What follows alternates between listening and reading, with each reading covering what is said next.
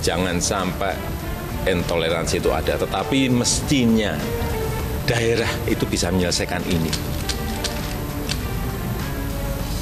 Tapi saya lihat karena tidak ada pergerakan di daerah, jadi tadi saya sudah perintahkan pada Menko Polhukam, pada Kapolri, tegas ini harus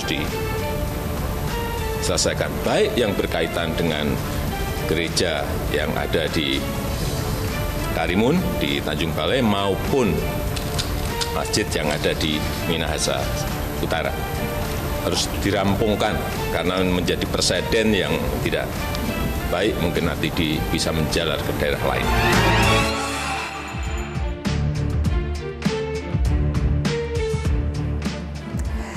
Selamat malam pemirsa, berjumpa lagi bersama kami di Metro TV Newsroom. Yang baru saja Anda saksikan tadi adalah statement dari Presiden Jokowi menanggapi aksi intoleransi terkait pembangunan rumah ibadah di sejumlah daerah. Secara khusus, Presiden menanggapi protes terhadap pembangunan rumah ibadah di Tanjung Balai Karimun, perusakan balai pertemuan yang menjadi musola di Minahasa Utara, Sulawesi Utara.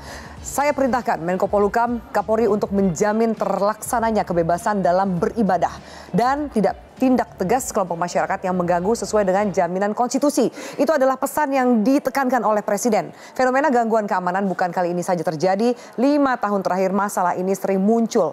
Dan langsung akan saya bahas bersama rekan-rekan saya di Metro TV Newsroom. Selamat malam rekan-rekan semua. Selamat malam, Afi. Jadi Fitri Megantara. Bang Non, ini kita berkali-kali ya membahas soal intoleransi lagi-lagi. Bahkan kemudian kalau saya soroti tadi ya, ada kekecewaan dari Presiden yang mengatakan harusnya ini bisa diselesaikan di daerah. Betul, tapi perintah ini menurut saya tepat waktunya ya.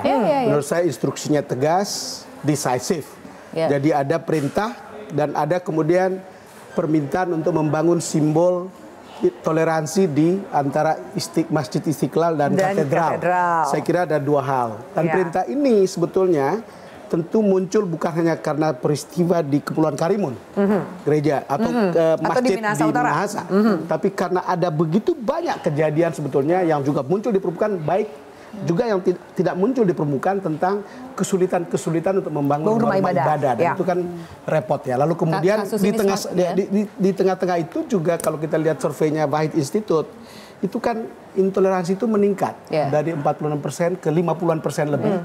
Dari tahun ke tahun itu menggambarkan bahwa ada hal yang tidak beres dan Presiden sekarang mengatakan itu menurut saya tepat waktu. Untuk kemudian diangkat ke level nasional begitu akhirnya diambil alih oleh Menko Polhukam dan Kapolri. Gitu. Artinya dikatakan ada sesuatu yang tidak berjalan di daerah. Daerah dianggap tidak mampu menyelesaikan masalah intoleransi. Jadi kerjanya ngapain aja ya kalau nggak bisa melindungi rakyatnya? Saya gemes aja gitu. Tapi mungkin untuk memperkaya juga pembahasan kita, saya akan mengundang langsung narasumber di Metro TV Newsroom pada malam hari ini kepada Wakil Menteri Agama Pak Zainud Tauhid. Kami ucapkan selamat malam dan selamat datang di Metro TV Newsroom. Selamat malam. Selamat datang di Metro TV Newsroom. Silahkan. Selamat datang Pak Zainud. Untung sudah tambah dengan Pak Zainud sudah jadi apa kabar, Pak ada dua laki-lakinya di sini. Jadi untung ada Bang Dusko, kalau enggak saya merasa ganteng sendiri. Jadi sama. Pak Zainud, tadi kita bicara soal intoleransi, kemudian statement dari Presiden gitu. Sebagai Wakil Menteri Agama, bagaimana sih Anda melihat intoleransi yang terjadi di grassroots? Meskipun kita mengapresiasi adanya secara simbolik pembangunan terowongan di Masjid Istiqlal, wacana pembangunan terowongan di Masjid Istiqlal dan juga gereja katedral. Tapi kenapa di grassroots ini belum nyampe gitu pesannya? Bahkan mungkin pemerintah daerah seakan-akan maju mundur gitu untuk menyelesaikan intoleransi. Ya, kalau dianggap bahwa toleransi di grassroots itu tidak terjadi, itu juga sepenuhnya tidak benar ya. Kalau ada kasus-kasus ya, seperti kasus pembangunan gereja di Karimun, kemudian ada kasus di Minahasa. Itu saya kira tidak boleh dipungkiri ya. Tapi bahwa secara keseluruhan masyarakat Indonesia sesungguhnya toleransi itu sudah berkembang, tumbuh menjadi satu tradisi dan satu itu rasanya atau ada datanya, Pak Wang? Iya, ada datanya. Bahwa meningkat toleransi itu bukan seperti yang Bang Don sampaikan, justru intoleransi yang meningkat. Karena ada survei yang kemudian menunjukkan intoleransi di Indonesia justru berkembang begitu, meningkat prosentasenya. Nah, kalau dari sudut pandang atau perspektif Kementerian Agama, seperti apa sebenarnya? Ya, meningkat dalam skala misalnya kejadian-kejadian itu ada, tapi bahwa kasus-kasus itu dibandingkan dengan totalitas ya, keseluruhan itu dalam tanda petik relatif Pak kecil Zainur, lah. Kementerian Agama tahun lalu sempat mengatakan bahwa angka kerukunan umat beragama diklaim tinggi. Apakah kemudian data ini menjadi kontradiktif ketika kemudian masih banyak peristiwa intoleransi yang terjadi di tanah air? Ya, itulah saya berbicara berdasarkan hasil penelitian Litbang Kementerian Agama bahwa memang secara keseluruhan angka kerukunan bangsa Indonesia, toleransi itu relatif tinggi. Jadi begini ya, ada angka, tetapi ada juga common sense. Common sense kita mengatakan ada politisasi agama. Politisasi agama yang kemudian membuat orang lalu kemudian ya memelihara intoleransi salah satunya. Kira-kira begitu ya. Tapi saya tidak punya data tentang itu. Tapi kalau kita menangkap berita-berita kan ada seperti itu. Kalau ada benang merahnya gitu ya, Bang. Ada kaitannya. Mungkin itu yang menjelaskan kenapa Wahid Institute itu mengatakan makin lama makin banyak gitu. Atau setara institut gitu. Ya, bahwa ada data terkait dengan beberapa yang dilakukan oleh lembaga survei yang misalnya Setara Institut yang kemudian itu menyampaikan informasi temuan bahwa terjadi peningkatan intoleransi. Ya, benar yang disampaikan oleh Bang Don Bosco, Bang Don, ya biasanya itu ketika masuk pada event-event politik, ya, itu memang terasa betul. Ada politisasi agama, ada eskalasi di situ, Pak. Eskalasi meningkat misalnya itu. Tahun ini juga tahun politik loh, Pak. Berarti kita harus mengantisipasi adanya eskalasi. Saya setuju bahwa permainan agama gitu. Saya setuju bahwa perlu diantisipasi dan itu menjadi tugas kita bersama, ya, bahwa kita harus menjaga kerukunan umat karena sesungguhnya persatuan itu kan harga yang paling mahal yang kita miliki. Saya gitu, percaya bahwa perasaan keindonesiaan kita itu sangat kuat untuk toleran. Di mana kita bisa merasa sebagai sebuah keluarga besar, sebagai sebuah bangsa. Cuman kan sering bilang ada pengaruh dari luar, ada paham dari luar, yang kemudian membawa kita pada hal-hal yang seperti ini gitu. Iya, betul. Gimana itu kalau lihat Pak Zainur?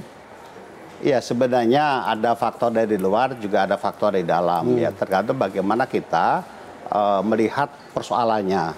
Ya, kalau misalnya yang terkait dengan pendirian rumah ibadah, ya, dan ini menjadi potensi yang selalu saja menimbulkan riak-riak yang mengakibatkan intoleransi.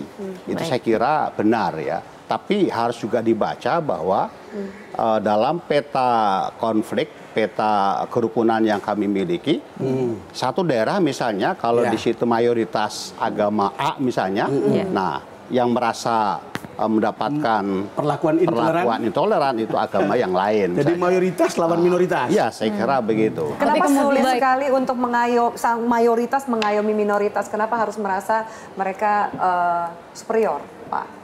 Dan kenapa kepala daerah sebagai pemain kunci untuk mengayomi dua pihak minoritas ini tidak berjalan? Sampai Jokowi harus memerintah. Sampai presiden. Kalau boleh kita mengutip kembali begitu ya, atau kita melihat kembali pernyataan dari presiden menyoroti soal bahwa ini tidak bisa diselesaikan di level dan jangan daerah. Menjadi presiden buruk. Dan ada satu yang mungkin juga perlu disoroti adalah soal potensi untuk kemudian ini menjalar ke daerah-daerah lain. Mungkin kasusnya hanya ada di beberapa tempat, tapi potensi menjalarnya itu yang juga perlu diwaspadai. Jadi ada langkah-langkah, kalau kita bicara mengenai langkah-langkah antisipatif, bagaimana caranya untuk supaya ini tidak menjalar ke daerah yang lain. Ya, itulah barangkali saya kira ada hal yang penting kemarin ketika kami dipanggil oleh Bapak Wakil Presiden, ada satu keinginan bagaimana kita mengaktifkan FKUB, Forum Komunikasi Umat Beragama di daerah itu ya. Karena dalam penelitian kami, ketika FKUB-nya itu diaktif ya, kemudian dia membangun dialog, dia menjembatani berbagai kepentingan, aspirasi yang berkembang, itu relatif ya konflik di daerah tersebut itu kecil ya. Sementara kalau FKUB-nya tidak berjalan, nah itu seringkali terjadi sumbatan-sumbatan yang menimbulkan konflik ya di tengah-tengah Pak Zainul, tapi menurut imparsial sendiri, intoleransi ini memang menjadi tantangan terkini yang terus berulang di Indonesia dengan pola yang kurang lebih sama. Artinya ketika kemudian sudah ditemukan pola yang kurang lebih sama, misalnya kemudian pelarangan pendirian rumah ibadah, seharusnya kan ada langkah-langkah yang dibuat untuk kemudian mengcounter potensi hal-hal pola-pola intoleransi yang kemudian sudah terjadi secara berulang kali di tanah air. Iya, intinya sebenarnya kita kembali kepada ketentuan ya. Kita kan negara hukum, Bang, ya. Betul. Ciri dari negara hukum adalah penghormatan terhadap hak asasi. Nah, sementara yang harus juga difahami hak untuk beragama atau melaksanakan ibadah sesuai dengan agamanya itu kan hak asasi yang dilindungi oleh konstitusi. Dalam konstitusi kita dijamin oleh negara. Dalam konstitusi kita ada pembatasan terhadap pelaksanaan hak asasi kita oleh undang-undang. Untuk apa? Untuk penghormatan terhadap hak asasi itu sendiri. Agar hak asasi itu berjalan dengan pemahaman dengan saya baik. Ketika Presiden memerintahkan Menko Polhukam, kemudian aparat penegak hukum untuk menertibkan ini, itu berarti soal penegakan hukum, bukan? Artinya kalau tidak dibiarkan sikap-sikap intoleran itu dibiarkan begitu saja, mestinya tidak akan terjadi. Karena kan ada suatu masa seolah-olah ya untuk kepentingan politik, untuk populisme, orang kemudian berpihak pada hal-hal seperti ini kan? Iya, itulah Bang. Utamanya adalah yang pertama adalah bagaimana kita mensosialisasikan pemahaman terhadap peraturan yang ada.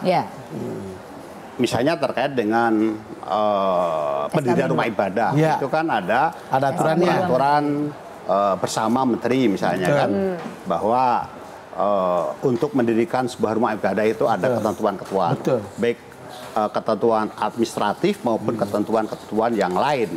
Nah, ini saya kira perlu disosialisasikan agar masyarakat paham, begitu kan? Tapi juga jangan sampai masyarakat main hakim sendiri. Nah, yang kedua saya kira penegakan hukum itu harus dilaksanakan. Artinya apa? Siapapun dia, ketika dia memang terbukti melakukan tindakan hukum, hukum itu harus diproses hukum juga ditegakkan. Karena negara kita negara hukum.